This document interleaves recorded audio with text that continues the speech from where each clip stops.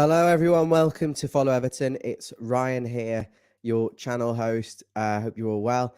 Everton apparently are close to selling Richarlison to Spurs for 60 million.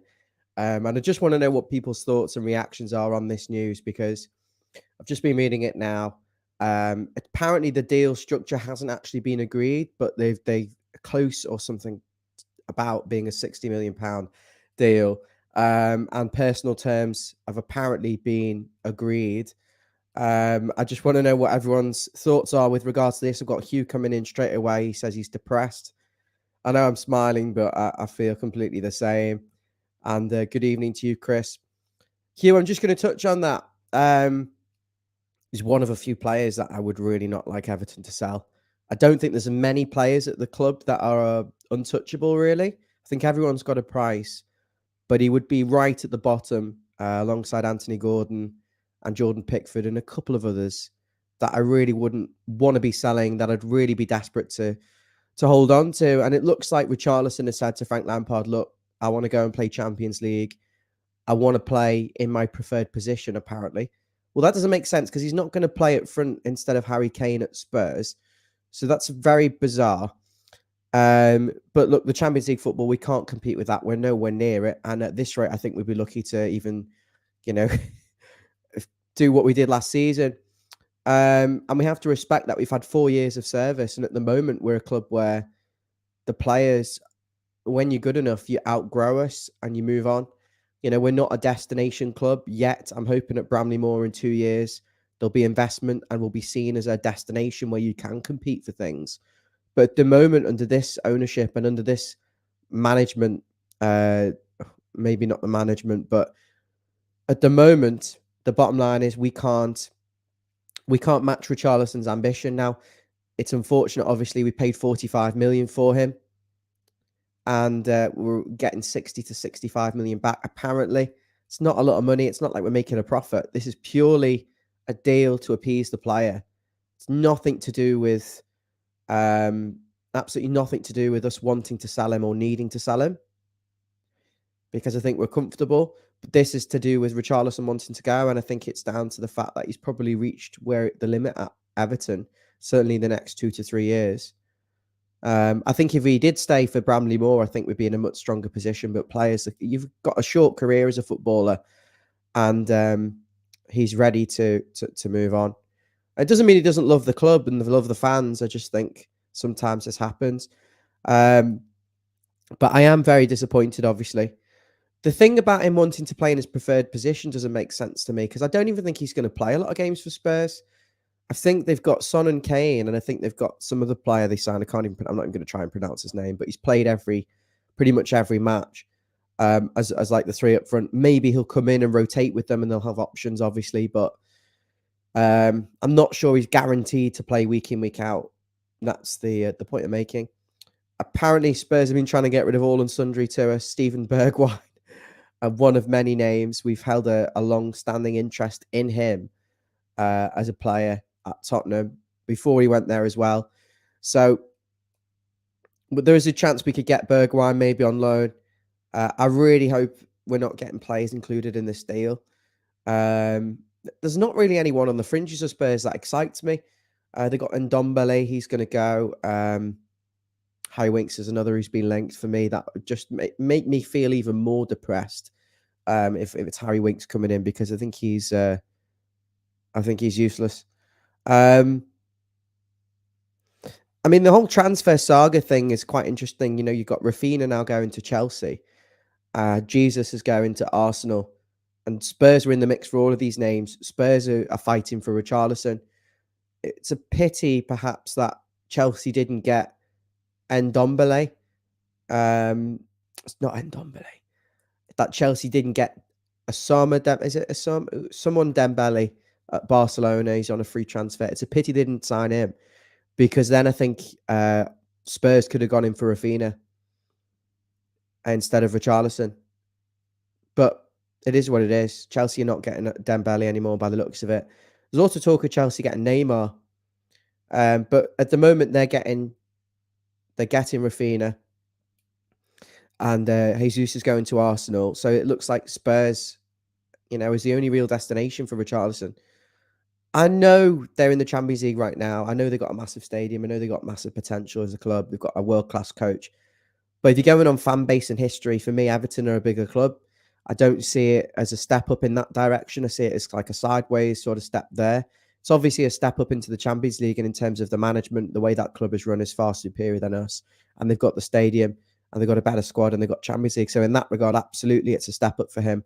But I'm not quite sure it's the glamorous move that I think he would have imagined. Unfortunately, there's clubs abroad that would have been interested in, likes of AC Milan and Real Madrid, apparently, but they don't have the money to compete with the English sides. And look, we overpaid for Richarlison. We paid on his potential. For me, he's delivered that potential. And that's probably why his fee isn't as high as you'd expect. It's just sad. I want to know what your thoughts are. If you're new to the channel, make sure you like and subscribe. Please like the video wherever you're watching anyway, whether that's Facebook or YouTube or on Twitter. Make sure you hit the subscribe button for us. We're closing in on 1,200 subscribers, so I think we well deserve that. So make sure you hit that like and subscribe button for us. Let us know your thoughts on Richarlison, and then I'm going to move on to the takeover chat. Got loads of comments coming in. I'm going to read through them now. Hugh's talking about replacing him with Emmanuel Dennis. Thing is, Hugh, we tend to overpay on the players we're picking up from the Championship. They have to sell him. He's going to want to go. I don't think he's that proven, to be honest with you. And we shouldn't be looking to pay over the odds for a player like him if we're in for him. Ian saying it was always going to happen this summer, sadly. I think he was told to stay for one more year when Rafa came in, and it's been a complete shit show. So, yeah, you can... the likes of Richarlison have come here to play for Europe, to compete for Champions League. They didn't come here for relegation battles. And it's unfortunate that he's been one of a few players that have done well, and the rest of them have been garbage, and therefore we're nowhere near it. And so we're repeating the same cycle where we're not supplementing these better players with the quality on their level. And unfortunately, we have to let them go. Eugene talking about the new contract for Pickford. That's good news. Justin, why is Kenwright still negotiating deals? I think he's got a good rep, Kenwright. I think other chairmen, other fans, clubs, get on really well with Kenwright. Whether it's kind of like we're nice to your face, but we think you're a bit of a joke behind his back, I don't know. Obviously, Jan has met him recently and said he's a wonderful guy. So I'm very neutral in my opinion towards him as an individual. But I know there are a lot of people on here that have said, well, it's being nice. It's time for the vast majority, I'd say, are desperate to get rid of Kenwright and can't believe that he's still involved in deals. I mean, the bottom line is he's been heavily involved in the club, running of it day-to-day, negotiations still. Particularly since Marcel Brands left. But I am surprised, you're right there, that Felwell isn't involved in that negotiation. Maybe it wasn't such an intense negotiation. Maybe it was literally just a dinner. I mean, he lives in London. We don't know. They might have just been sounding each other's out and seeing who's got who available. But yeah, it's time. We need a complete refresh. Even if I'm not being harsh, we absolutely need a complete refresh because, it's overseeing failure for 27 years. Try to put it nicely. Dave Weston saying, think Richarlison is going to be a bit of a gut wrencher for me. He wants to go and play Champions League. They'll probably get knocked out after the group stage, Dave. It's the thing that annoys me the most. I don't think he's going to win anything at Spurs. I just don't think he's got the patience really to wait till we get to Bramley Moor and have any money to bring in any new faces. So it's fair enough. But look, it's going to hurt. I think it's like a breakup. You're going to have to block him and move on. Matthew saying Everton need the money and the wages off the bill. I'm not sure. There's players that are far more costing Everton money without delivering than Richarlison. I've mentioned it time and time again. Andre Gomez is one costing a lot of money and not doing anything. And there's still, I know we've got rid of loads of dead wood and we've released players, but there's still loads we need to ship out. As I said, Richarlison isn't someone we have to sell. This isn't about making money. He costs 45 million. It's not going to have an amazing benefit on the books. as it would selling the likes of Anthony Gordon, which would be pure profit. This is purely because Richarlison wants to go. People happy with Jordan Pickford, which is good.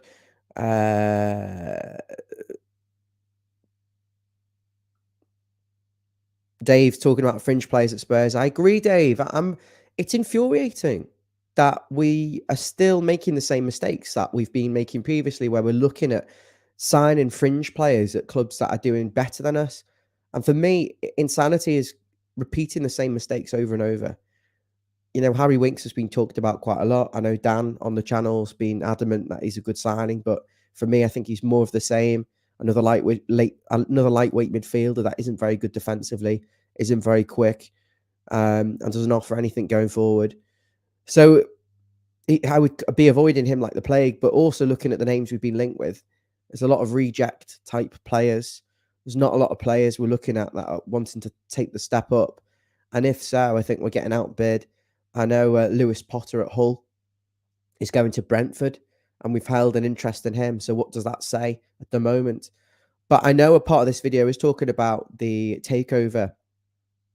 And I do think perhaps that there is an element of waiting for that takeover to happen before we are in the market. Excuse me.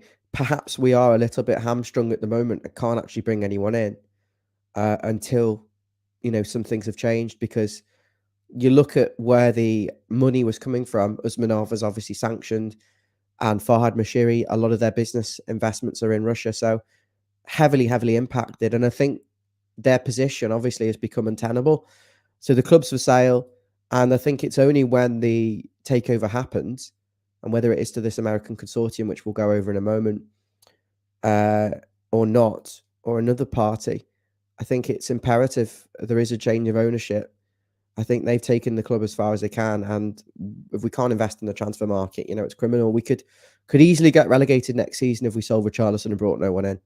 In fact, I'd probably put us very good favourites to be one of the three, which is a very sad reality. Justin saying reports Chelsea are Barcelona trying to sign Rafinha. They might come in for Richie. At this stage, I don't think that would be a bad thing, because I think we need a bidding war. I also would be less pissed off about him going to Chelsea, because I think Chelsea have got more chance of being consistent in the Champions League. I don't know. It's difficult because Spurs have got the stadium, etc. But I just see Chelsea as probably more of a glamorous destination for players still in London. Maybe they're on level pegging now. I don't know what you think, but Peter, hi Peter, let him gone if that's what he wants. We'll always be after Everton. Make sure you subscribe to us on YouTube, Peter, if you haven't already. Just search for Follow Everton. You can't hold on to players if they want to go. If he wants to go, we've got to just say thanks for your service and move on. He could have been a legend here. He's still a talismanic player, and I think that's what's hurting people so much. There's lots of people saying about Harry Winks, I will lose interest. I agree. Mark saying it's not good when Brentford, Villa, West Ham are buying decent players. They've all overtaken us, Mark. You know, there was a stage where we were the best of the rest. We were close to competing with the certainly Spurs, Arsenal, not so much Chelsea or United, but in the mix. And now we've just fallen behind another subcategory, which is West Ham, Wolves, Villa. And it's embarrassing that even other clubs like Palace buying better, run better, and getting names in. It's infuriating. It's just me on the show tonight, unfortunately. For you guys, I know you like to have other faces on. That's an hint of sarcasm. I do hope you enjoy listening to me. Anyway, and if you're new to the channel, please make sure you subscribe. It's free. Costs nothing. Takes 2 seconds. Hit the button below. Hit the subscribe button for me. What do you want to talk about tonight? Let me know in the comments, and we'll discuss. But for now, I want to talk about the other pertinent issue in this video, which is that Everton apparently are close to being taken over by an American consortium. I know this has been discussed a few times on previous videos recently with the various members of the channel. And we've had great input from you guys as well on those videos. And if you haven't seen them, they're still relevant, still worth watching. So go back and have a look at some point. The talk is that Peter Kenyon's consortium want to buy Everton by the 21st of July, which is when Everton are over in the United States to play Minnesota in Minneapolis. Apologies if the pronunciation is completely wrong. Apparently, it's 500 million that they're going to pay for the club, and they have to fund the rest of the stadium, so it's going to cost $1 billion. Now, I've been researching this guy. I know obviously everyone knows about Peter Kenyon. He's had involvement in Chelsea and United. Whatever you make of him, that's your prerogative. I don't really know too much about what happened there, apart from what I've been researching, but he's well known. That's all I'm going to say. And he's been, trying to get involved in a lot of takeovers. I think he was briefly involved in something to do with Newcastle recently as well. But one of the families involved is the Kaminski family. And I've been just trying to read up on them. And there's not an awful lot about this Maciek Kaminski. He's from Minneapolis, so he wants to complete the deal and meet Frank Lampard, etc., and the players before that takeover. To me, it just sounds like a load of bollocks. But Kaminski, I don't know an awful lot about him. I want to know if anyone knows anything. He's got investments in property and investment companies and stuff like that. There's no net worth figures. I've seen 1 billion reported. That's a lot of money, but for me, it's not really in the modern age a lot of money at all to run a football club. I'm glad it's not a leveraged deal, so he's not mortgaging anything or getting loans to buy the club, but doesn't really excite me that much. I know they've got exclusivity, but I can't imagine that there's plenty of other suitors very keen on buying Everton for a number of reasons. The new stadium, the fact that they're a massive club with a lot of fans, with a history and that kind of untapped potential still, where they're not ridiculously expensive like a Chelsea, where you can't really buy them. By the time you bought them, you've spent so much that there's not a lot to invest. They're still down the sort of middle to lower end of the market. So they're an attainable figure. You can invest. They've got untapped potential and they've got new stadiums. So I think Everton is a very attractive club. We've obviously had a close shave with death. I mean that because I think the relegation, given the figures that the players are on, would have been catastrophic for us. But we've survived that, and I think now we've got to take advantage and try and do something before it's too late. Whether it's selling the club to this family, I don't know. I want to know what your thoughts are.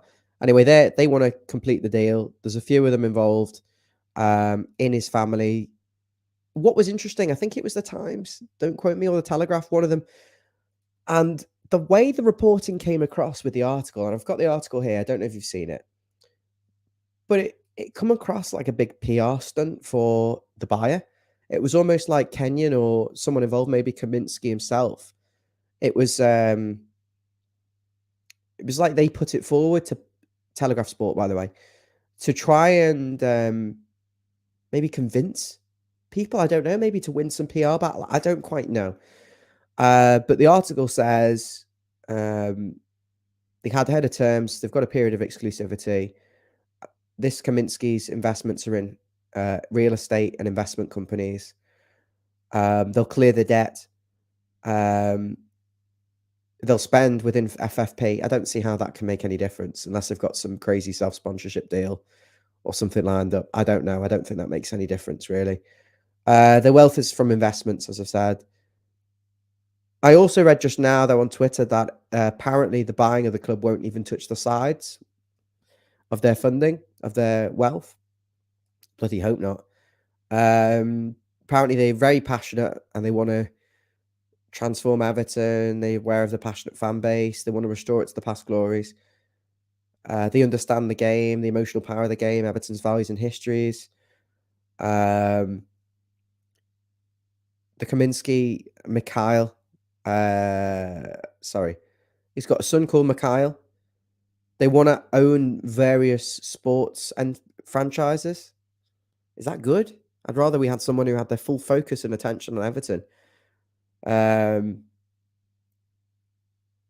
does worry me, actually. He's got 3 daughters as well. Coco is one of them. They're from Poland.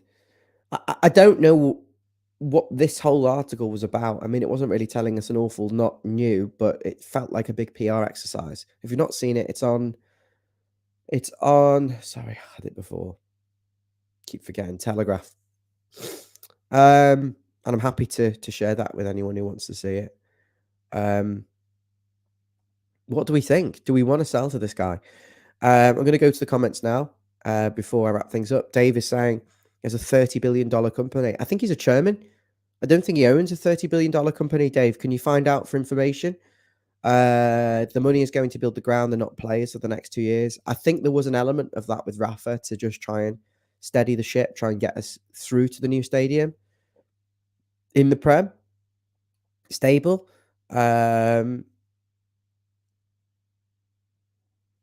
Make of that what you will. Make of that what you will. But I do think there will be some money spent at some point later on.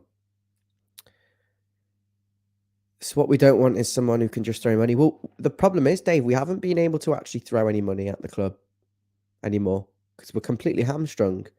You know, we had a very brief spending, and remember, he sold Romelu Lukaku for 75 million. So what is the net spend in Moshiri era? I know we've squandered a lot of money, but I don't think he's been able to throw any money at it in the past couple of years. He's paying significantly for me, Gomez, Gabamon. We bought terribly here. That's the bottom line. We've got to break that cycle. I think signing like Harry Winks is doing more of the same. But yeah, Mina, Gomez, Gabamon, Keane, Holgate, Alan. I think all of them could be moved on for the right money. But if we can't replace them, then that's another problem. P. Mac is saying, as long as Uncle Bill does one, not ask who buys the club. I think the grass isn't always greener. I think we've got to be careful what we wish for. And if we are selling the club, I want it to be to the right buyer. Let me know what you think, guys. Just hit the like button and subscribe. Is there anything else anyone wants to talk about before we wrap things up? Because I think we've covered all the Richarlison business. Trying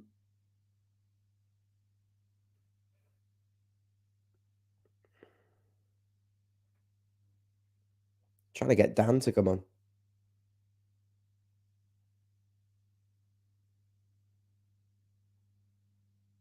Let's get Dan to come on and get his opinion on this. Stick with it, guys.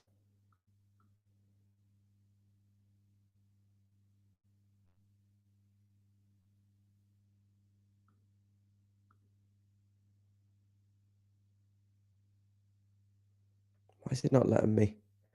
Bear with me a second, guys.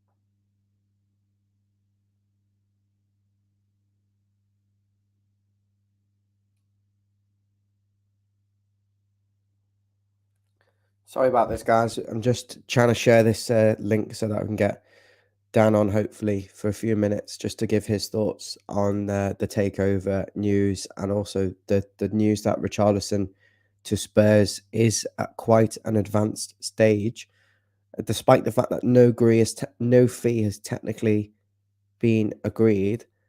Apparently, personal terms have been agreed. Wonder what that is. I imagine it will be